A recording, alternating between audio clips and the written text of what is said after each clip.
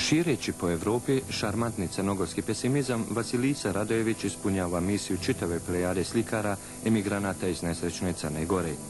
Tragajući za sopstvenom ravnotežom, Vasilisa slika žene koje su ružne gotovo u istoj mjeri u kojoj ona lijepa.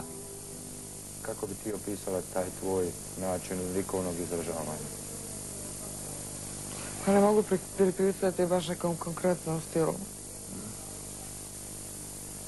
Ima tu nadrealizma, ima simbolizma. Ima možda dosta nekih pravaca, više. Mislim, ne postoji tu neki baš konkretan stil. Ima ekspresionizma. Zavisi. A što je centralna tema? Žena, centralna tema, žena. Zašto baš žena?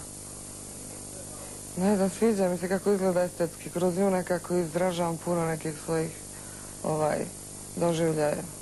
Kroz taj fizički izgled žena. Zar muškarci fizički nisu lijepi? Privlačnija žena puno. Zašto? Meni. Pa likovnija mi je. Više ima tog likovnog u sebi. U stvari slikam žene u nekakvim raznim situacijama. A ta žena bi trebalo da budem kao ja. Ja u nekim situacijama. Ta žena u stvari predstavlja mene. A što se tiče mojih slika, baš mislim da je karakteristična neka eksplozivnost koju posjedujem, baš nekakav. Takav neki temperament. To se vidi na slikama. Mislim da je to dobro, taj neki potencijal koji posjedujem. Znači ti si nemjerni duh koji... Da, vrlo. Čak mislim da imam dosta tog potencijala, mislim koji je tako kad ga usmjerim na ovako nešto dobro ispadne. Čovjek obično ako je raspoložen, u stvari ako je neraspoložen, onda ne može ništa da radi. Obično treba nešto da ga povuče emotivno. Makar to bila neka pozitivna emocija ili negativna. Nešto lijepo ili ružno da mu se desi.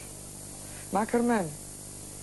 Meni ja ne mogu, ako je sve u redu, ako život teče tako lagano, bez nekakvih posebnih doživljaja, nekakvih, što ja znam, uzbuđenja i tako, ne mogu ništa, nemam inspiracije. A tako desi se, na primjer, nešto čak i ružno, nešto što me napravi užasno nesretno i mogu da slikam. Odjednom osjetim da mogu, da imam što da napravim. Vasilisini crteži ispoljavaju njena oslobađanja od utvara i neuroza karakteristični za savremenog čovjeka. Pod uticajem unutrašnjeg doživljaja, forme njenog košmarnog svijeta dolaze do punog izražaja. Slike Vasilise Radojević su kao neke terazije, gdje na jednom tasu leži ljepota, a na drugom ružnoća.